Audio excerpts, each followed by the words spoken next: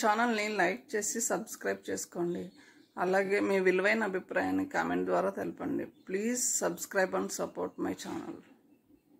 Hi అండి, welcome to our channel. నేను ఇప్పుడు చదివి వినిపించబోయే కథ మూగముత్యాలు పార్ట్ 5. పార్ట్ 4లో శారద కోసం ఆశ శారది వాళ్ళ ఇంటికి వస్తుంది. అక్కడ శ్రీనివాస్ అప్పటికే రేఖ కోసం వచ్చి ఉంటాడు. ఎవరీ బ్యూటీ అని అడుగుతాడు. రేఖ కోపగించుకుంటుంది. నీకు ఎందుకంత కోపం నా పైన అని అడుగుతాడు. ఎందుకంత వ్యామోహం ఆడవాళ్ళంటే అని అడుగుతుంది రేఖ. శ్రీనివాస్ కంగారు పడతాడు. వెంటనే సమాధానం చెప్పలేకపోయాడు. ఎప్పటికో అంటాడు, నాకు నీ తర్వాతే ఎవరైనా. నాకు తెలుసు నీకు నా తర్వాత చాలామంది ఉన్నారని. అంతేకాదు నీకు ఇంతకు ముందు కూడా చాలామంది ఆడపిల్లలతో స్నేహ సంబంధాలు ఉన్నాయని కూడా గుర్తుంది. ఆఫీసర్ అన్న తర్వాత అలాంటి స్నేహాలు తప్పవు రేఖ అంటాడు. తరువాయి భవనంలోకి వెళ్దాం. కానీ మనిషికి శీలం ముఖ్యం అని తెలుసుకున్న ఆఫీసర్కి అలాంటి స్నేహాలు ఉండవు మిస్టర్ శ్రీనివాస్.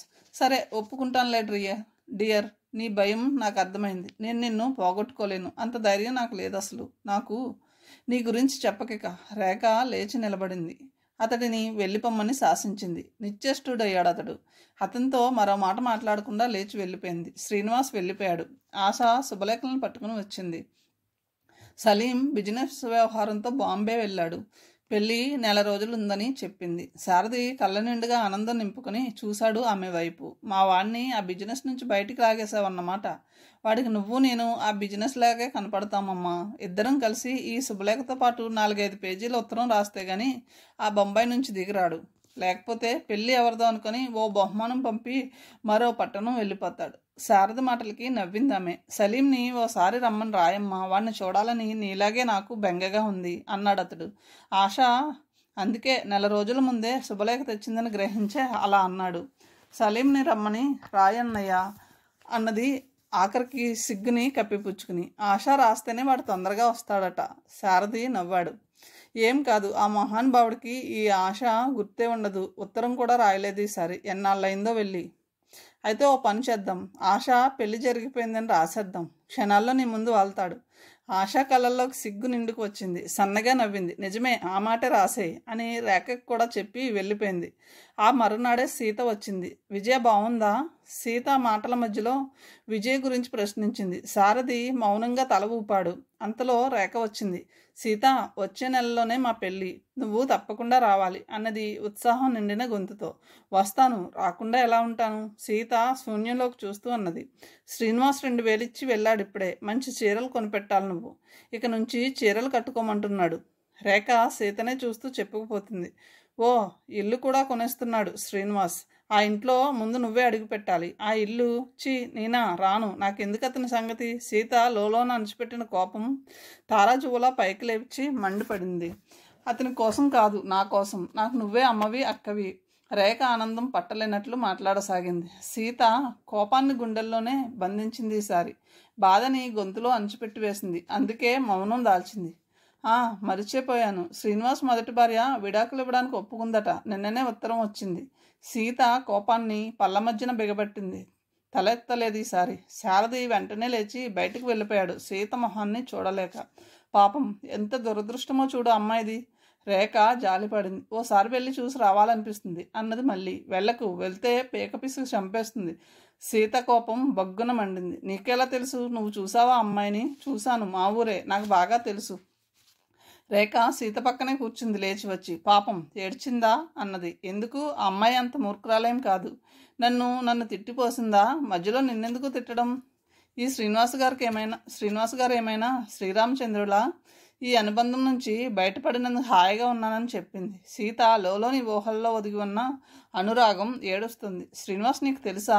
రేఖ ప్రశ్న విని ఉలుక్కు పడింది. ఈసారి ఓ క్షణం సేపు ఆగి అన్నది. తెలియదు. గొంతు నిండుగా కోపం, అసహ్యం, కక్ష. అవునులే, నీకెలా తెలుస్తుంది? నేను మాత్రం ఏం చేయను సీత. శ్రీనివాస్కి ఎన్నోసార్లు చెప్పాను. ఆమెని అన్యాయం చేయవద్దని. నాకు ఇలాంటి జీవితం అలవాటే కదా, వెళ్ళిపోమన్నాను. ఆమెను తీసుకురమ్మన్నాను, కానీ నన్ను విడిచి వెళ్ళలేనన్నాడు. వెళ్తే బ్రతకనన్నాడు. అబద్ధం, అంతా నటన. సీతలోని కోపం గర్జించింది. ఎవరిది? సీత వెంటనే కోపాన్ని గుండెలో దాచివేసింది. తుఫాను వెలిసిన తర్వాత ఏర్పడే ప్రశాంతత నిండుకుంది ఆమె గొంతులో. నాకెవరో గుర్తొచ్చారు రేఖ అన్నది నెమ్మదిగా. ఆ తర్వాత రేఖ ఏం చెప్పినా తల ఊపింది. లతో సరిపెట్టింది. రేఖ కాసేపటికి విసుగ్గా చూసింది. నువ్వు నా మాటలు వినడం లేదు కదూ? అన్నదామె. పో, నీకు అసూయగా ఉంది నేనంటే. లేదమ్మా, నాకు చాలా సంతోషంగా ఉంది. అన్నయ్యకి చెప్తానుండు, వాడు ఆనందంతో పొంగిపోతాడు. రేఖ ఉన్నట్టుండి సీత భుజం మీద వాలిపోయి పెద్దగా ఏడవడం మొదలుపెట్టింది. ఆమె దుఃఖం గుండెల్ని కోసివేయసాగింది. రేఖ, ఏమైంది చెప్పమ్మా, మా తల్లివి కదూ, చూడు. అయ్యయ్యో, ఏడవకు. రేఖ కన్నీళ్లు తుడిచింది తన పైట చెంగుతో. ఆప్యాయంగా నుదుటిపై పడిన వెంట్రుకలను సర్దింది. రేఖ ఇంకా వెక్కి వెక్కి పడుతూనే ఉంది, కానీ అంత పెద్దగా దుఃఖించడం లేదక్క. ఏమైందమ్మా, ఈ పెళ్ళి నీకు ఇష్టం లేదా?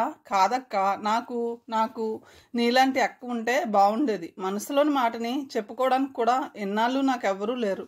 నువ్విలా శ్రద్ధగా నా మాటలు వింటుంటే అమ్మ గుర్తుకు వచ్చింది. రేఖ దుఃఖాన్ని అణిచిపెట్టింది గొంతులో. సీత కళ్ళల్లో తడి మెరిసింది. రేఖ ఒంటరితనాన్ని చూసి మరునాడు శారదే అన్నాడు, రేఖ పెళ్ళట నిన్న నిజం కాదేమో అనుకున్నాను. శ్రీనివాస్ స్నేహితుడు ఒకడు కనిపించి చెప్పాడు, మన ఇద్దరిని ఒడ్డున పడేస్తుంది. విజయకి రాస్తానుండు. వద్దు, అమ్మ విషయం తెలిసిపోతుంది. విజయ రాదు. విజయ నిన్ను ప్రేమించడం లేదా? ఏమో, నాకు తెలియదు. అయినా నా మూలాన్న వాళ్ళకి సమస్యలు ఎందుకు? పైగా తాతయ్య మంచం పట్టారు. ఆ ఊరి వాళ్ళు ఆయన్ని కూడా వెలివేస్తారు నేను ఎవరినో తెలిస్తే. అంటే నీకు కూడా నా పైన అసహ్యంగా ఉందా? కాదు, అమ్మని అర్థం చేసుకోలేదు ఈ సంఘం. నా మూలాలను ఎక్కడో స్వర్గాన్ని ఉన్న అమ్మని అపవాదులతో హేళన చేసి నవ్వుకుంటారు ఈ మనుషులు. నేను భరించలేనా నరకాన్ని. మూర్ఖుల మాటల్ని పట్టించుకోకూడదు. అంత మాత్రాన అమ్మ పవిత్రత తగ్గిపోతుందా? సీతకి సంఘంలోని అర్థం లేని ఆచారాలని మంటల్లో వేసి తగలబెట్టాలనిపించింది. కానీ తాతయ్య రాజీ పడలేకపోతున్నారమ్మా. అంత తెలిసినా ఆయనకు కూడా కులాల పిచ్చి పోలేదా? పిచ్చి కాదు, ఈ సంఘం ఆయన్ని భయపెడుతుంది. విజయని నాకిస్తే రాజ్యలక్ష్మి బ్రతుకులో సుఖం శాంతి అన్నవి ఉండవని తాతయ్య అనుభవాలు గొనుక్కుంటున్నాయి. అందుకే విజయకి మరో సంబంధం చూడమని చెప్పారు. అసలు నువ్వు తాతయ్యకి ఉన్న విషయం చెప్పావా? పరోక్షంగా చెప్పాను. తాతయ్య విజయని శాసించడం ఆయనకి రాదు. అదీ కాక మృత్యువు ఆయన ఎప్పుడు పిలుస్తుందో. వయసు పైబడిన ఆయన్ను మృత్యువు మింగివేయడానికి సిద్ధంగా ఉన్నదని తెలుసు. ఆ తర్వాత వచ్చే సమస్యల్ని విజయ ఎదుర్కోలేదేమోనని తాతయ్య సందేహం. అయినా అనవసరంగా విజయని ఈ పద్మవ్యూహంలోకి లాగడం నాకు ఇష్టం లేదమ్మా. సారథి లోలోని ఊహలన్నీ నిట్టూర్చాయి. సీత మాట్లాడలేకపోయింది. ఆ పైన ఆ తర్వాత ఓ రోజున శ్రీనివాస్ శశిరేఖ కోసం వచ్చాడు. రేఖ లేదప్పుడు. ఎవరో అనుకున్న సీత తలుపు తీసింది. ఓ మీరా? ఏ భావము ధ్వనించలేదు ఆమె స్వరాన్న. శ్రీనివాస్ తడబడిపోయాడు. నోట మాటే రాలేదు ఎంతో సేపటి వరకు. రేఖ బజారుకి వెళ్ళింది. సీత మాటల్లో నిర్లక్ష్యం దొర్లింది. శ్రీనివాస్కి అంతా పద్మవ్యూహంలా ఉంది. సీత ఇక్కడికి ఎలా వచ్చింది? అతని మనసు భయంగా ప్రశ్నించింది. నువ్వు ఇక్కడ ఎలా ఉన్నావు? శారది మా అన్నయ్య. అలాగా, మరి నువ్వెప్పుడు చెప్పనే లేదేమిటి? ఎందుకు అలా వణికిపోతారు? నన్ను చూసి భయపడిపోతుందా మీ మనసు? నేను మనుషుల్ని తినే రాక్షసుని కాదు. అన్నయ్య గురించి చెప్పాను. బహుశా మీకు నిషాలో వినిపించి ఉండదు.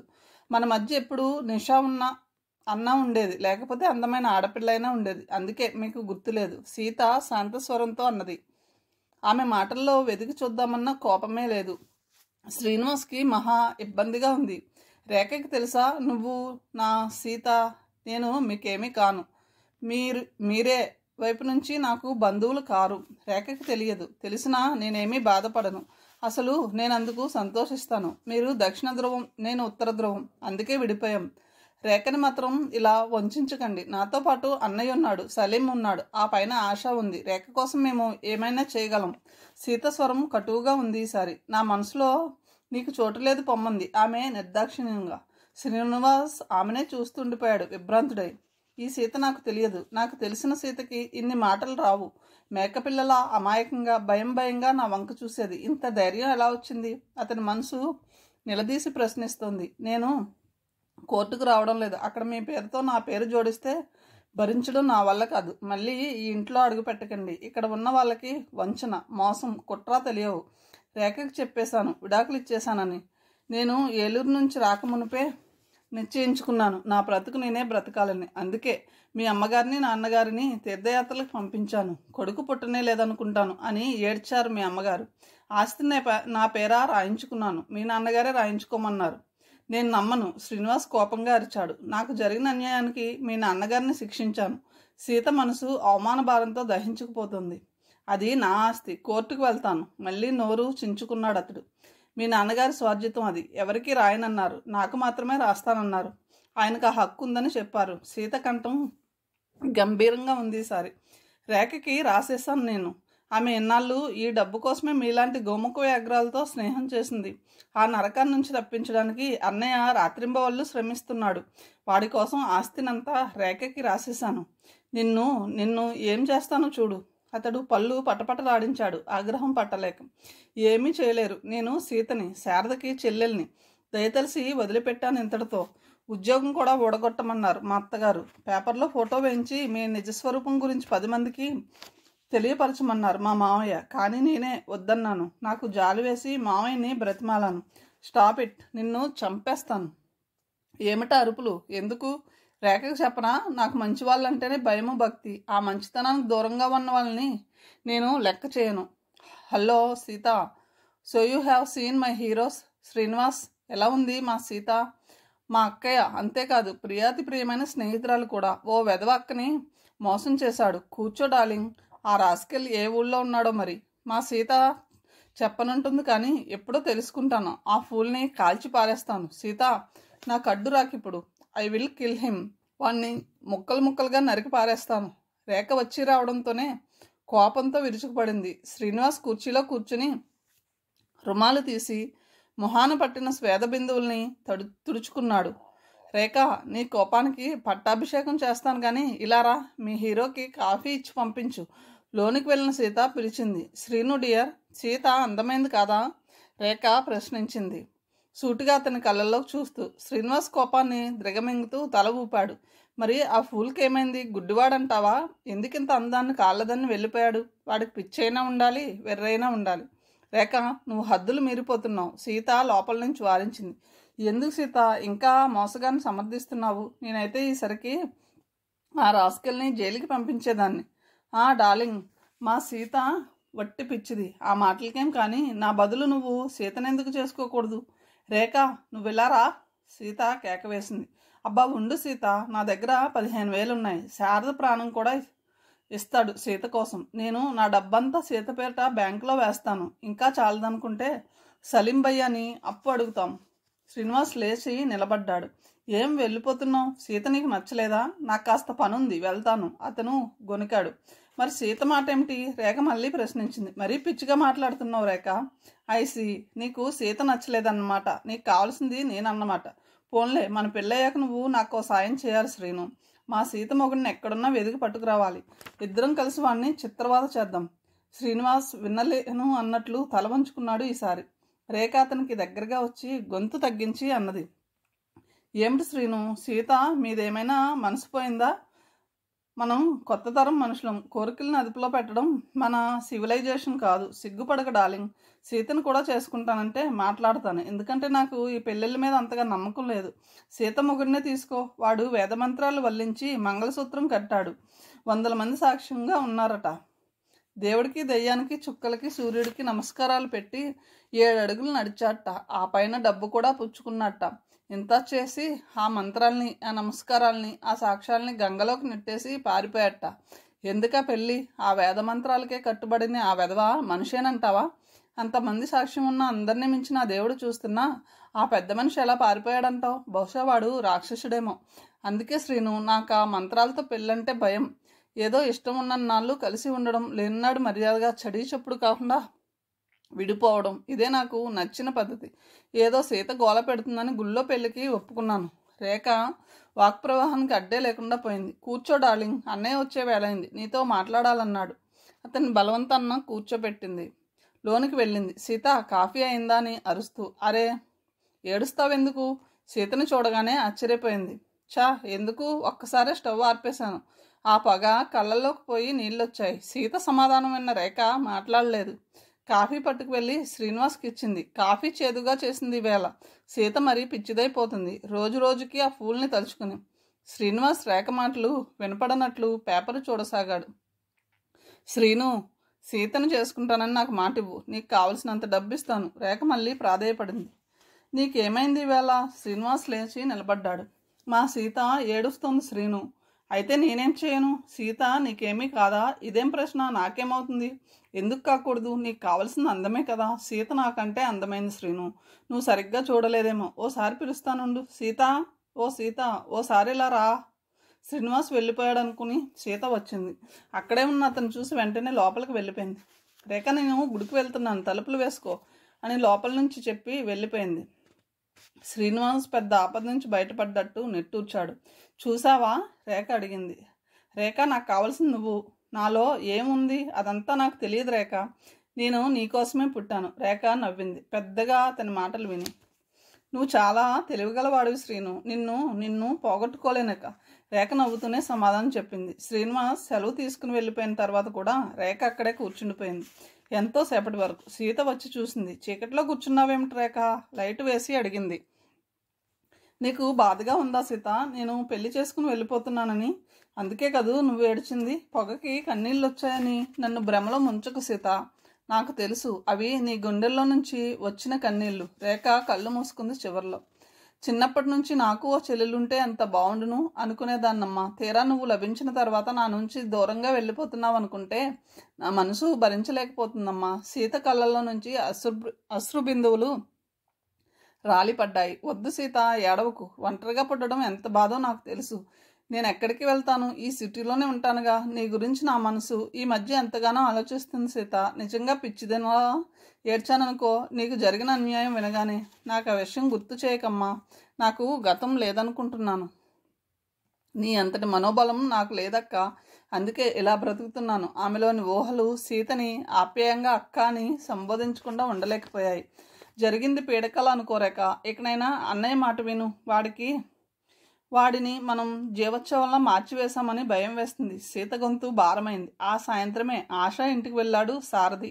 సలీం మర్నాడు వస్తాడని చెప్పడానికి. ఆశ కాలేజీ నుంచి రాలేదని తెలిసి కాలేజీకి వెళ్ళాడు. అప్పటికే బాగా చీకటి పడిపోయింది. ఆ వేళ ఏదో ఫంక్షన్ ఉందని తెలిసింది. కానీ అప్పటికే అది పూర్తయిపోయిందని, స్టూడెంట్స్ వెళ్ళిపోయారని తెలిసి ఇంటి దారి పట్టాడు. మధ్యలో తోటి లెక్చరర్ కలిస్తే 10 నిమిషాలు మాట్లాడాడు. 8 అయిపోయింది. ఆశ ఇంటికి వెళ్ళుంటుంది ఈ పాటికి అనుకుంటూ నడిచాడు. కొంత దూరం వెళ్ళిన తర్వాత ఎవరో తూలుతూ నడుస్తున్నట్లు అనిపించింది. ఓ అమ్మాయిలా కనిపించి ఆగాడు. ఆశ, నువ్వా? ఏమైందమ్మా? ఆశ నిలబడ్డానికి కూడా ఓపికే లేనట్లు తూలిపోతుంది. జుట్టంతా రేగిపోయింది. మొహాన అక్కడక్కడ ఘాట్లున్నాయి. రక్తం కూడా వస్తుంది ఆ గాయాల నుంచి. ఏమైందమ్మా? సారథి ఆందోళనతో వణికిపోయాడు. నన్ను ఇంటికి చేర్చన్నయ్య, ప్రాణం పోయేట్టుంది. సారథి వెంటనే టాక్సీని పిలిచాడు. సారథి భుజం పైన ఆశ వాలిపోయింది. అతని మనసు కీడు శంకిస్తుంది. ఏమైంది ఆశకి? ఏ రౌడీ వెదవో? నో, అలాంటిదేం జరిగి ఉండదు. ఏదైనా యాక్సిడెంట్ అయి ఉంటుంది. వీళ్ళన్నయ్య డాక్టరేగా చూస్తాడు. సారథి మనసులో వేల ఆలోచనలు. ఇల్లు రాగానే ఆశ తల్లిని పిలిచాడు. ఆమె గుండెలు బాదుకుంటూ కొడుకుని పిలిచింది. ఏమైందమ్మా? అరే, స్పృహ తప్పింది. ముందు ఇంట్లోకి తీసుకెళ్దాం ఉండు. సారథి, ప్లీజ్ హెల్ప్ మీ. ఆశా అన్న అక్బర్ లోనికి తీసుకువెళ్ళాడు. సారథి తాను చూసినంత వరకు చెప్పాడు. ఆశాకి ఇంకా తెలివి రాలేదు. ఏమైంది అక్బర్? సారథి ఆతురత అంచుకోలేక ప్రశ్నించాడు. యాక్సిడెంట్ అయినట్టుంది. మోటార్ సైకిల్ కానీ స్కూటర్ కానీ డాష్ ఇచ్చి ఉండాలి. పెద్దగా గాయాలేమీ లేవు మరి. ఆశాకి ఎప్పటికో తెలివి వచ్చింది. కళ్ళు విప్పి ముందుగా శారదని చూసింది. ఆమె పెదవులు దుఃఖంతో వణికిపోతున్నాయి. కళ్ళ నిండుగా అశ్రు బిందువులే. తల్లివైపు చూసి వెంటనే కళ్ళు వాల్చుకుంది. ఏమైందమ్మా? సారథి ప్రశ్నించాడు. సలీం రాలేదా? ఆమె మాట్లాడలేకపోతుంది దుఃఖంతో. కాస్త రెస్ట్ తీసుకో ఆశ. అమ్మా, కాసిన వేడి పాలు ఇవ్వు ఆశకి. అక్బర్ శారథితో పాటు ఆ గది నుంచి బయటికి వచ్చాడు. ఓ అరగంట కూర్చొని శారథి ఆశా దగ్గరికి వెళ్ళి చూశాడు. వీడే పట్టుకోండి. ఆశ శారథిని చూడగానే పెద్దగా అరిచి పడిపోయింది. పెద్ద ప్రమాదాన్ని చూసి ఉంటుంది. భయం వదలలేదు ఇంకా. పడుకోనివ్వమ్మా. అక్బర్ బాటలు విని ఆశ తల్లి ధైర్యం తెచ్చుకుంది. సారథి మరికొంతసేపు కూర్చుని ఉదయమే వస్తానని చెప్పి వెళ్ళిపోయాడు. అతడు వెళ్ళేటప్పుడు సీత ఇంటి దగ్గర లేదు. పక్క ఇంటి వారమ్మాయికి తాళం చెవి ఇచ్చి వెళ్ళింది. సారథి అలసిపోయాడు బాగా. కుర్చీలో కళ్ళు మూసుకుని కూర్చున్నాడు. ఆశ కన్నీళ్లు, బాధతో వణికిపోయిన ఆమె మొహము పదే పదే గుర్తుకు వస్తున్నాయి. అంతలో సీత వచ్చింది. శ్రీనివాస్ వచ్చే నెలలో అమెరికా వెళ్ళిపోతాడట. రేఖని మోసం చేసేట్టున్నాడు ఆ మనిషి. డైరీ ఇక్కడ మర్చిపోయి వెళ్ళాడు. జేబులో నుంచి పడిపోయి ఉంటుంది. అందులో రాసి ఉంది. రేఖ అంటే ఓ విస్కీ సీసా అని రాసుకున్నాడు. నా గుండెలు తరుక్కుపోయాయి. వెళ్ళి 4 దులిపి వచ్చాను. తిన్నగా కోర్టుకు వెళ్తానని మొహం మీద చెప్పేశాను. నన్ను చంపేస్తానన్నాడు. 7 జన్మలెత్తినంత ధైర్యం నీకు రాదని చెప్పాను. ఎంత రాక్షసత్వం ఆ మనిషిలో! నీకు చెప్పడానికి నాకు సిగ్గుగా ఉంది. ఆ మనిషి ఓ ఆడపిల్లని నాశనం చేయబోతుంటే కోపం పట్టలేక అక్కడే ఉన్న కుర్చీని విసిరేశాను. కానీ ఆ మూర్ఖుడికి తగలలేదు. నా పైన విసిరాడు. ఏదో తలకి దెబ్బ తగిలింది. స్పృహ తప్పి పడిపోయాను. నాకు తెలివి వచ్చి చూసేసరికి హాస్పిటల్లో ఉన్నాను. ఆ అమ్మాయిని తీసుకుని ఏ హోటల్కో వెళ్ళుంటాడు. ఇలాంటి వాళ్ళని ఉరి తీయాలి. సీత తలకి కట్టుంది. సారథి ఆందోళనగా అడిగాడు, నువ్వెందుకు వెళ్ళామ్మా? నేను వెళ్ళేవాడిని కదా. పెద్ద గాయం అయిందా? ఏమీ పర్వాలేదులే. రేఖకి చెప్పకి సంగతి. పాపం ఎన్నో గాలి మెడలను కట్టుకుంటుంది. సీతకి ఆయాసం వచ్చింది. సారథి ఆశాకి జరిగిన ప్రమాదం గురించి చెప్పాడు. ఆ తర్వాత రేపు వెళ్ళి చూసి రావాలి. ఇన్నిసార్లు వచ్చింది మన ఇంటికి. నేను ఆశాని చూడలేకపోయాను. నేను ఏలూరు వెళ్ళినప్పుడే వస్తుంది. ఈ సిటీలో రోడ్లు, కార్లు యమదూతలైపోయాయి అన్నది సీత. ఆ రాత్రి రేఖ ఫోన్ చేసింది. ఓ స్నేహితురాలతో కలిసి ఊరికి వెళ్తున్నానని, 2-3 రోజుల వరకు రాలేనని చెప్పింది. శారదకి నిద్ర పట్టలేదు చాలాసేపటి వరకు. ఉదయం లేచేసరికి బాగా ప్రొద్దెక్కింది. స్నానపానాదులు అయ్యేసరికి 10 అయింది. కాలేజీకి వెళ్ళి సెలవు పెట్టి వస్తానమ్మా, ఒంట్లో బాగుండలేదు అని చెప్పులు వేసుకున్నాడు అతడు. అంతలో ఎవరో తలుపులు కొట్టారు. శారది తలుపు తీశాడు. మీరేనా మిస్టర్ ఆర్ సారథి? ఆ వచ్చిన వ్యక్తి ప్రశ్నించాడు. ఎస్ నేనే. ఏం కావాలి మీకు? You are under arrest. ఇక్కడ సంతకం పెట్టండి. అరెస్టా? ఎందుకు? శారదకంతా అయోమయంగా ఉంది. మహమ్మద్ గారు అమ్మాయి ఆశ మేడపై నుంచి దూకి ఆత్మహత్య చేసుకుంది. ఆమె చనిపోతూ మీ పేరే చెప్పింది. పోలీస్ ఇన్స్పెక్టర్ చెప్పింది విని సారథి నిర్ఘాంతపోయాడు. సీత విగ్రహమే అయిపోయింది. ఆశ చనిపోయిందా? సారథి చలించిపోయాడు. సీతకి కన్నీళ్ళు ఆగలేదు. ఏడవకమ్మా, సలీం వచ్చే ఉంటాడు. వాడితో చెప్పు జరిగిన సంగతి. పదండి. సారథి పోలీసు వ్యాన్లో వెళ్ళిపోయాడు. సీత చైతన్యాన్ని కోల్పోయినట్లు బొమ్మలా కూర్చుండిపోయింది ఎంతో సేపటి వరకు. ఇదేమిటి ఇంత ఘోరం జరిగిపోయింది? ఆశ ఎందుకు చనిపోయింది? అన్నయ్య పేరెందుకు చెప్పిందో చనిపోతూ. అయినా వీడెందుకు హత్య చేస్తాడు? ఛీ, అన్నయ్య అలా ఆడపిల్లల్ని వేటాడే రకమా? అందులోనూ చెల్లెళ్ళంటే ఆశనా? నాకు మతిపోతుంది. వీడిని ఎవరు తప్పించుతారిక? ఎవరున్నారు మాకు దిక్కు? రేఖ, నువ్వు కూడా లేవు. ఏం చేయాలి ఇప్పుడు? సలీం ఏమనుకుంటున్నాడో భగవాన్. వీడిని కాపాడు తండ్రి. ఎందుకిలా అన్నయ్య బ్రతుకుతో ఆడుకుంటున్నావు? ఎలా జరిగింది ఈ ఘోరం? సీత గుండెలు పగిలిపోతున్నాయి బాధతో, భయంతో. సలీంకి ఫోన్ చేసింది ఎప్పటికో. అతడు ఇంటి దగ్గర లేడని తెలిసింది. ఆశాతో పాటు శ్మశానానికి వెళ్ళాడని విని దుఃఖం ఆపుకోలేకపోయింది. మరునాడు తానే వెళ్ళింది సలీం దగ్గరికి. అతడు మోకాళ్ళ మధ్యన తల పెట్టుకుని ఏడుస్తున్నాడు నిశ్శబ్దంగా. అన్నయ్య, నెమ్మదిగా పిలిచింది సీత. తలెత్తాడు. అతను కళ్ళు జ్యోతులైపోయాయి. కన్నీటికి అంతే లేనట్లు ప్రవహిస్తుంది. సీతను చూసి మళ్ళీ తల వంచుకుని వెక్కి వెక్కి ఏడవసాగాడు. సీత హృదయం తరుక్కుపోతుంది అతడి దుఃఖం చూస్తుంటే. ప్రాణం కన్నా ప్రియమైన మనిషిని కోల్పోయిన అతని దుఃఖం మహాసాగరమై అతడిని ముంచివేస్తుంది. ఎన్ని కలలు, ఎన్ని ఆశలు, ఎంత అనురాగం! ఆశ అన్నిటినీ మట్టిలో కలిపి వెళ్ళిపోయింది శాశ్వతంగా అనుకుంది సీత కన్నీళ్లు ఒత్తుకుంటూ. ఇది ఎలా జరిగింది? నాకు తెలియదు. సలీం తలెత్తకుండా జవాబిచ్చాడు. ఆశ ఇలాంటి పని ఎందుకు చేస్తుంది? అన్నయ్య కూడా. నేను వినలేను సీత, ప్లీజ్ నాకేమీ చెప్పకు. సలీం తలెత్తనే లేదు. ఆమెకు ఆ ఆత్మహత్యకు కారణం తెలియలేదు. అక్కడున్న వాళ్ళలో ఎవరినో అడిగింది. ఏం చెప్పను బేటి, నా తల్లిని ఎవడో సారథి అనే దుర్మార్గుడు నాశనం చేశాడట. వాడికి చావు మూడిందిలే. పైగా మా సలీం బేటాకు మంచి స్నేహితుడట. సీతకి తల తిరిగిపోయిందా వార్త వినగానే. అక్కడే పడిపోతానేమో అన్నంతగా వణికిపోయింది. ఆ చెప్పినామకు సీత సారథి చెల్లెలని తెలియదు. మళ్ళా సలీం గదిలోకి వెళ్ళింది గుండెల్ని అరచేతిలో పెట్టుకుని. అన్నయ్య, నువ్వు నమ్ముతున్నావా అని అడిగింది వణికే స్వరంతో. నన్నేమీ అడక్కు సీత, నేనేమీ చెప్పలేనమ్మా. ఆశతో పాటు నేను కూడా పోతే బాగుండేది. కన్నీళ్ళు అతని మొహాన్ని తడిపేసాగాయి. పసిపిల్లవాడిలా ఏడుస్తున్న సలీంని చూస్తుంటే సీత మనసు తరుక్కుపోయింది. నువ్వంటే వాడికి ఎంత ప్రాణమో నీకు తెలియదా అన్నయ్య? ఆశాని సొంత చెల్లెల కన్నా ఎక్కువగా చూసుకునేవాడు. ఇంత ఘోరం వాడు చేయగలడా? ఒక్కసారి ఆలోచించన్నయ్య. సీత చెక్కళ్ళు తడిసిపోయాయి అశ్రుధారాలతో. నేను రక్షించలేమేమో అనమ్మా. అన్నయ్య, సీత పెద్దగా అరిచింది. అవునమ్మా, ఆశ వాడితో ఇంటికి వచ్చింది. వాడిని చూసి పెద్దగా అరిచింది. ఆఖరికి ప్రాణం పోతుంటే వాడినే కలవరించింది. ఇవన్నీ చూసిన వాళ్ళకి బలమైన సాక్ష్యం. నేనేం చెప్పినా వాళ్ళెవరూ వినిపించుకోవడం లేదమ్మా. నేను ఆశ కోసమే కాదు ఏడుస్తున్నది, వాడి కోసం కూడా. వాళ్ళిద్దరూ నాకు ప్రాణంతో సమానమైన వాళ్ళు. సలీం గొంతు తగ్గించి బయటికి వాళ్ళకి వినిపించకుండా చెప్పాడు. అతని మొహం కళావిహీనమైంది. సర్వము కోల్పోయిన వాడిలా కూర్చుని ఉన్నాడు అతను. ఎప్పటికో అన్నాడు అతడు. రేఖ ఉందమ్మా? లేదు, ఏదో ఊరు వెళ్ళినట్టుంది. రేఖను ఒకసారి పంపించు. రేఖ మనకన్నా ధైర్యం కలది. నాకు ధైర్యం చెప్పి సాయం చేస్తుంది. అన్నయ్య, నువ్వు వాణ్ణి రక్షించకపోతే నాకెవరూ లేరేక. వాడింతవరకు సుఖపడి ఎరగడు. రేఖ వాణ్ణి ఓ సన్యాసిగా మార్చివేసింది. కాదమ్మా, రేఖ బాధతో కృషించిపోతుంది. నాకు మొన్న ఢిల్లీలో కనిపించింది. బాంబే వెళ్తే అక్కడ కనిపించింది. ఏమిటి రేఖ అంటే నవ్వింది. నన్ను మొదటిసారిగా అన్నయ్య అని పిలిచింది.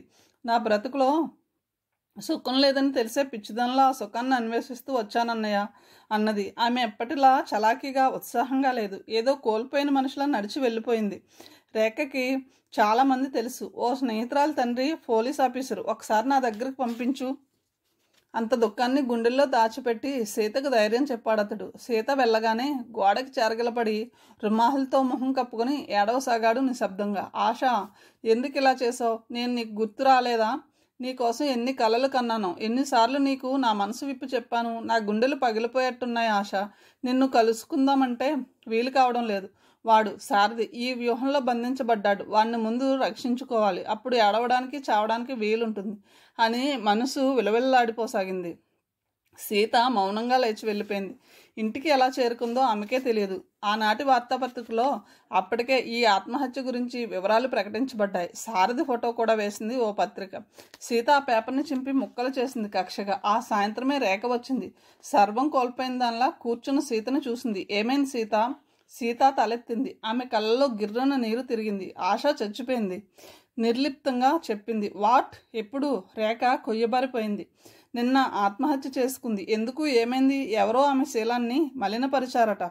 ఎవరు? తెలిసిందా మనిషి ఎవరో? సారథి అని చెప్పిందట పోతూ పోతూ. ఏమిటి నువ్వు అనేది? నీకేమైనా పిచ్చెక్కిందా? అలాగే ఉంది నిన్నటి నుంచి. అన్నయ్యని అరెస్ట్ చేసి పట్టుకు వెళ్తుంటే ఏమీ చేయలేకపోయాను. సలీం నమ్మాడా? నమ్మకేం చేస్తాడు? స్నేహాన్ని మించింది శీలం.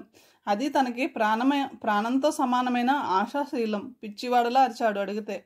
ఎంత పని జరిగిపోయింది. Oh my God. రేఖ మంచం మీద కూర్చుండిపోయింది. ఏం చేయాలో తోచక.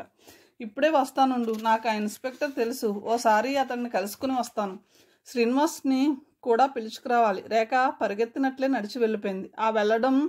వెళ్ళడం బాగా చీకటి పడిన తర్వాత ఇంటికి వచ్చింది. ఆ ఇన్స్పెక్టర్ దొరకలేదు సీత. మా ఫ్రెండ్ నాన్నగారు మంచి ఫ్లీడరు. ఆయనతో చెప్పి వచ్చాను.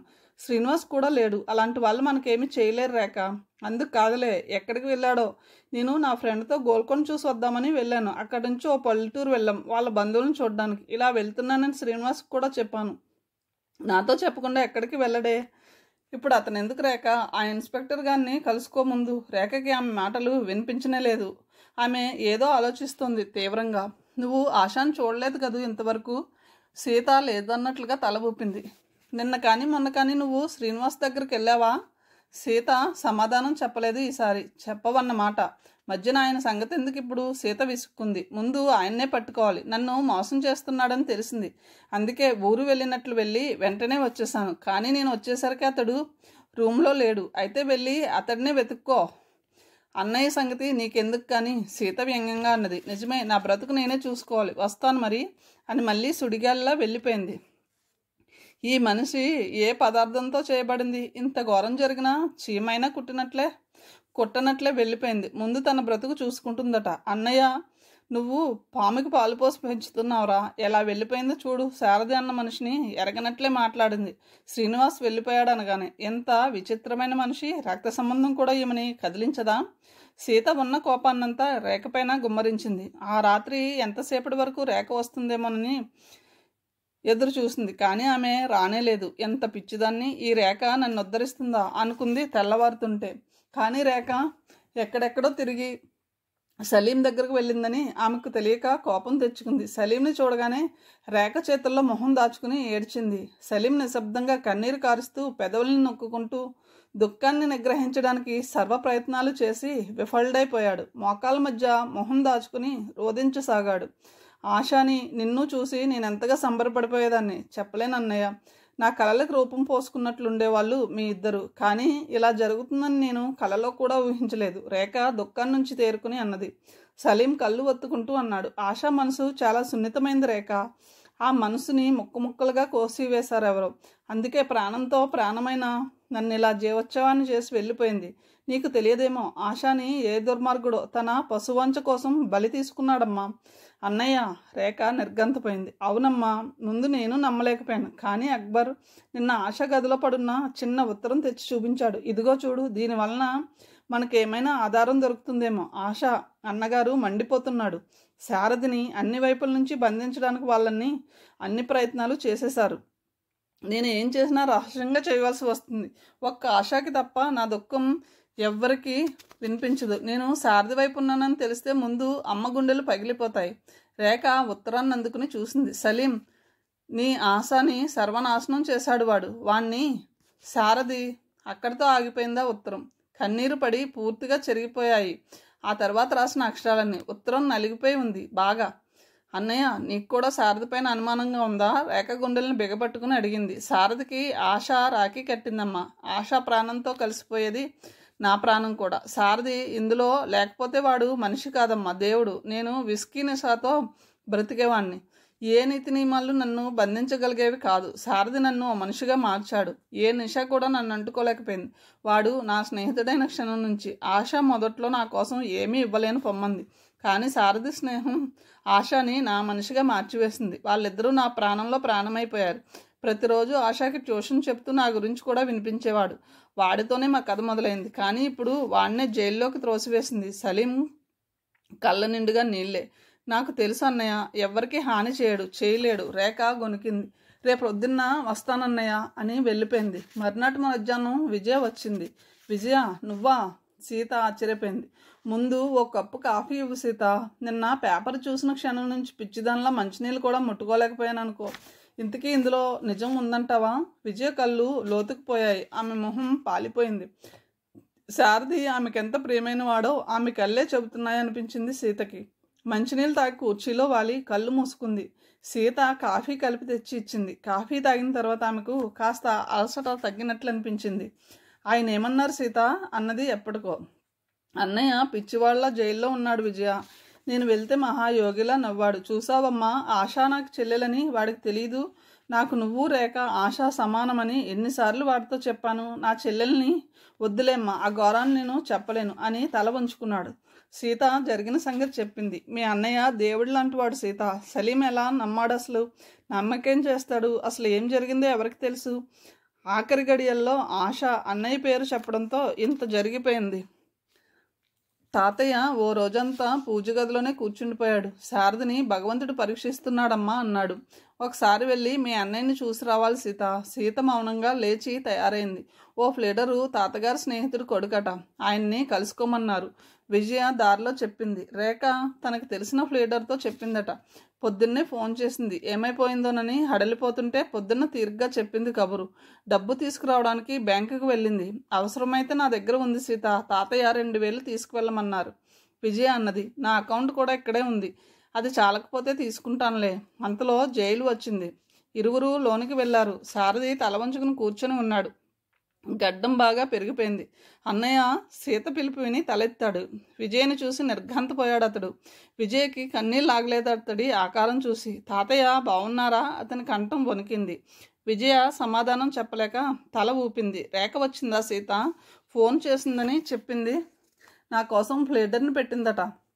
ఇప్పుడే ఆయన వచ్చి ఏమేమో అడిగి వెళ్ళారు. పిచ్చి పిల్ల, పైకి మాత్రం విరుచుకుపడుతుంది, లోపల నేనంటే ఎంత ప్రేమ ఉందో చూసావా?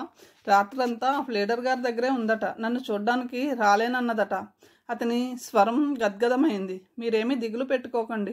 మీరు నిర్దోషులైనప్పుడు కోర్టు మాత్రం ఏం చేస్తుంది? ఈ కేసు పరిష్కారం అయ్యే వరకు ఇక్కడే ఉండమన్నారు తాతయ్య. విజయ ధైర్యం చెప్పింది. ఈ కోర్టులో నన్ను శల్యపరీక్ష చేస్తారు విజయ. నేను గుండెల్లో భద్రంగా దాచుకున్న రహస్యాలను కూడా నిర్దాక్షిణ్యంగా వెలికి లాగుతారు. నాతో పాటు నా వాళ్ళని కూడా పరిహసిస్తారు. నన్ను బ్రతికి ఉండగానే చచ్చినవాడి కింద జమ కట్టేస్తుంది లోకం. ఆఖరికి రేఖని కూడా ఎన్నెన్నో కోణాల నుంచి పరిశీలించి లేనిపోని మాటలు అంటారు. నా రక్తం సలసలా కాగిపోతుంది. అప్పుడు నిన్ను కూడా నా కథలో నిలబెడతారు. ఊహించడానికే మనసొప్పని విధంగా మన అనుబంధాన్ని చిత్రిస్తారు. అప్పుడు నన్ను క్షమించు విజయ, సారథి దీనాతి దీనంగా అర్థించాడు. విజయ్ కళ్ళ నిండుగా అశ్రు బిందువులే. సీత నిశ్శబ్దంగా ఎడవసాగింది. సీత, నేను ఈ పరాభవాన్ని భరించలేనమ్మా. నన్ను ఆ బోనులో నిలబడగానే కాల్చేయమని రేఖతో చెప్పు. దయచేసి ఆపండి, మీకు నమస్కారం పెడతాను. విజయ సజల నేత్రాలతో చేతులు జోడించింది. సీత దుఃఖాన్ని పట్టలేక మరోవైపుకు వెళ్ళిపోయింది. ఇప్పటికే నా గురించి ఎందరికో తెలిసిపోయి ఉంటుంది. ఇంకా కొందరికి తెలుస్తుంది కొన్నాళ్ల లోపలే. తాతయ్యతో చెప్పు విజయ, మళ్ళీ ఆయన్ని చూడడం పడదేమో. నన్ను మీకు గార్డియన్గా వేశారట, మరొకరిని నియమించమని చెప్పు. విజయ దుఃఖంతో నోరెత్తలేకపోతుంది. వెళ్ళండి, సాధ్యమైనంత వరకు రాకుండా ఉండడానికే ప్రయత్నించండి. ఈ అపఖ్యాతి నాతోనే పోనివ్వండి. మీరెందుకలా విరక్తిని పెంచుకుంటున్నారు? న్యాయం గ్రుడ్డిది కాదు. ఆ పైన మీకు నేనున్నాను. ఈ విజయ ఎప్పటికీ మీదే. తాతయ్యతో చెప్పి వచ్చాను ఈ మాటే. మీకోసం ఎంతైనా ఖర్చు పెట్టదలుచుకున్నాను. నా జీవితమే మీదని గుర్తించుకోండిక. అతడు నవ్వాడు విరక్తిగా. రేపు కోర్టులో నన్ను నిలబెట్టి ప్రశ్నించినప్పుడు నువ్వు సిగ్గుపడతావు విజయ. సీత, విజయని తీసుకువెళ్ళు. సారథి సీతను పిలిచి చెప్పాడు. వద్దు విజయ, ఇంకేమీ చెప్పకు, వెళ్ళు. అతడు విజయ ఏదో చెప్తుంటే కాదని వారించాడు. సీత మౌనంగా విజయ చేతిని అందుకుని కళ్ళతోనే చెప్పింది. విజయ చేసేదేమీ లేక సీతని అనుసరించింది. ఎంత పిచ్చిది విజయ, ఇంకా నన్ను ప్రేమిస్తుందా? ఈ జీవోత్సవాన్ని ఎవరు ప్రేమించగలరు? శారదలో విరక్తి అలలా లేచిపడింది. ఆ తరువాత అతనికి తన గురించి ఆలోచించాలనిపించలేదు. తల వాల్చుకుని గోడకి చేరగలపడ్డాడు అతడు. ఆ రోజునే విచారణ మొదలైంది. కోర్టు హాల్ అంతా జనం నిండిపోయారు. ఆశా తరపున వాదించే లాయరు శారదని ప్రశ్నించడం మొదలుపెట్టాడు. శారది పిచ్చివాళ్లా నిలబడి తల వంచుకున్నాడు. మిస్టర్ సారథి, మీది అగ్రహారం కదూ? సారథి తల ఊపాడు. మీ నాన్నగారి పేరేమిటి? రాజశేఖరం. మరి మీరు నీలకంఠ శాస్త్రి గారింట్లో ఎందుకు పెరిగారు? చిన్నాన్నగారు నన్ను దత్తత తీసుకున్నారు. శారద పైన పిడుగు పడిపోతున్నట్లుగా వణికిపోయాడు సమాధానం చెబుతూ. మీ అమ్మగారికి మీరొక్కరేనా? మరెవరైనా ఉన్నారా? ఓ చెల్లెలు ఉంది నాకు. మీ అమ్మగారి పేరు? శారది ఒక క్షణం తటపటాయించాడు. ఆ తర్వాత చెప్పాడు. రజయ, మీరు బ్రాహ్మణులు కదా, మరి మీ అమ్మగారికి ఆ పేరు ఎలా వచ్చింది? శారది మాట్లాడలేదు ఈసారి. మీరు సమాధానం చెప్పకపోతే నేను మరింత జటిలం అవుతుంది. మా అమ్మ ముస్లిం. ఓ ఐసి. మీ నాన్నగారు బ్రాహ్మణులు, మీరు ముస్లిం యువతకి పుట్టారన్నమాట. ఓలా my lord, please note this point. మీరు మీ పెద్దమ్మ గారితో ఘర్షణ పడి వచ్చేసారు కదూ? ఆమె మిమ్మల్ని పెంచిన తల్లి కదా, ఎందుకలా చేశారు? నన్ను ఆమె కట్నం తీసుకోమంది, నేను కాదన్నాను. ఏం మీ వాళ్ళు మరీ లేని వాళ్ళ? క్షమించండి, ఇది అడగకూడని ప్రశ్న. శారద కోపాన్ని దిగమింగాడు. మరి మీ చెల్లెలు సీత పెళ్ళికి కూడా వెళ్ళలేదు కదూ? వెళ్ళలేకపోయాను. ఏం ఆమె అంటే మీకు ఇష్టం లేదా? ప్రాణంతో సమానం. కానీ మిలార్డ్, ఈ పాయింట్ కూడా నోట్ చేసుకోండి. ఇక మీరు వెళ్ళవచ్చు. మై లార్డ్, మరో సాక్షిని ప్రవేశపెట్టడానికి అనుమతించండి దయచేసి. సలీం వచ్చి బోనులో నిలబడ్డాడు. మిస్టర్ సలీం, స్నేహానికి ప్రాణం ఇస్తారని విన్నాను. ఆ స్నేహంతో శారద గారు మీకేమైనా సాయం చేశారా? చేయలేదు. ప్లేడరు కంగారు పడిపోయాడు. సలీం ఇంటి వద్ద శారదకి అప్పు ఇచ్చినట్లు చెప్తానన్నాడు, కానీ కోర్టులో నిలబడి కాదన్నాడు. కానీ ఈ నోటు చూసారా? శారది మీ దగ్గర 15,000 తీసుకున్నట్లు సాక్ష్యంతో పాటు రాసింది ఇది. ప్లేడరు సగర్వంగా నోటు చూపించాడు. సలీం నవ్వాడు విరక్తిగా. శారది నాకేమీ రుణపడి లేడు, నేను వాడికి రుణపడి ఉన్నాను. ఆ నోటు మరోసారి చూడండి. డబ్బిచ్చిన తర్వాత చింపివేశాను. నోటు పైన 2 ముక్కలుగా చీలి ఉండడం చూసిన ఫ్లేడరు నుదుట చెమట పట్టింది. క్రితం రోజున సలీం తల్లి ఫ్లేటర్ గారికి నోటు ఇచ్చిన తర్వాత ఒకసారి చూసి ఇస్తానని చెప్పి తీసుకుని ఎవరూ చూడకుండా దాన్ని యథాస్థానంలో పెట్టేశాడు నిశ్శబ్దంగా. ఆ సంగతి ఫ్లేటర్ గారికి కోర్టులోకి వచ్చిన తర్వాత తెలిసింది. ఆశా మరణానికి శారదే కారణం అని రాత్రి మీరు నాతో అన్నారు, గుర్తుందా? అలా అనమని మీరు నాకు చెప్పారు, అదే గుర్తుంది. రేఖ నవ్వింది. సలీం, మీ స్నేహానికి వేల నమస్కారాలు. ఆమె మనసు నివాళులు అర్పించింది. శారద పేరు కలవరిస్తూ ఆశా చనిపోయిందని మీరు చెప్పారు. చెప్పాను. ఒకవేళ ఆశాలాగా నేను చనిపోతే అలాగే శారద పేరునే స్మరిస్తూ చచ్చేవాణ్ణి. మంచి మనిషి నాకు అల్లాతో సమానం. ఫ్లీడర్కి మతిపోయినట్లు అనిపించింది. సలీం అలా తన వాదానికి విరుద్ధంగా ఎందుకు చెప్తున్నాడో అర్థం కాలేదు. క్రితం రోజున అతడు శారదని ఉరికంబానికి ఎక్కించుతానని కోపంతో చిందులు వేశాడు ఇంట్లో. మై లార్డ్, సలీంకి మతి చెల్లించినట్లుంది. ఇతను రాత్రి వాళ్ళ ఇంట్లో అందరి ముందు శారదే ఆశా మరణానికి కారణం అని చెప్పాడు. 2 రోజులు గడువివ్వండి ఇతనికి. అక్కర్లేదు మై లార్డ్, నాకు మతి చెల్లించలేదు. నిజం చెప్పాలంటే రాత్రి నేను ఆడింది నాటకం. దుఃఖంతో దహించుకుపోతున్న ఆశ అమ్మగారి ముందు నాటకం ఆడకపోతే ఆమె గుండెలు పగిలి పోతాయనిపించింది. నిజం బయటపడే వరకు వాళ్ళ అమ్మగారి ముందు నేను నాటకం ఆడక తప్పదు. సలీం చెప్పిన కారణం వినగానే నిజంగానే ప్లేడర్ మతి పోగొట్టింది. నిరుత్సాహాన్ని, నిరాశను లోపలే బంధించి రేఖని పిలిచాడు అతడు. రేఖ గారు, నా పేరు శశిరేఖ. పూర్తి పేరుతో పిలవండి. ఐఎమ్ సారీ శశిరేఖ గారు. శారద గారు మీ దగ్గరకు రానంత వరకు మీరు ఎక్కడున్నారు? కొన్నాళ్ళు హాస్టల్లో ఉన్నాను, కొన్నాళ్ళు చిన్న రూమ్లో ఉన్నాను. మరి మీ ఖర్చులకు కావాల్సిన డబ్బు ఎవరిచ్చేవారు? మీరు మాత్రం కాదు. రేఖ మొండి సమాధానం అందరినీ నవ్వించింది. శారద గారంటే మీకు ఇష్టం లేదు కదూ? లేదు. ఎందుకో చెప్పగలరా? మీకన్నా నాకన్నా మంచివాడన్న బాధతో ఇష్టం లేదని చెప్పేదాన్ని. మీకున్న స్నేహితులంతా డబ్బున్న వాళ్ళు కదూ? లీడరు మరోవైపు నుంచి ఆమెను బంధించాలని ప్రయత్నించాడు. అవును, నా స్నేహితులంతా శ్రీమంతులే. అంటే భేదవాళ్ళతో మీకు స్నేహం నచ్చదా? నచ్చదు. డబ్బంటే మీకు అంత ఇష్టమా? ఏ, మీకు ఇష్టం లేదా? కోర్టులో నవ్వులు. మీరు సమాధానాలు చెప్పండి. క్లబ్లో 2-3 సార్లు డ్యాన్స్ చేశారు కదూ? 2-3 సార్లు ఏం కర్మ, 15 సార్లు చేశాను. My lord, please note this point. Rekha కళ్ళు చిట్లించి చూసింది ప్లేడర్ వైపు. మై లార్డ్, ఈ ప్లేడర్ గారు క్లబ్లో నా డ్యాన్స్ ఉన్న ప్రతిరోజు అక్కడే ఉండేవారు. వీరంతటి కళా పోషకులు. Please note this point also. ఏదో అడగబోతున్న ప్లేడరు తడబడిపోయాడు. ఈ ప్లేడరు సినీ హీరో అయి ఉంటాడు గురు. ప్రేక్షకుల్లో నుంచి ఓ గొంతు వ్యంగ్యంగా నవ్వింది. కథను ఇంతటితో ముగిస్తున్నాను. తిరిగి తర్వాయి భావంతో కలుద్దాం. Thank you.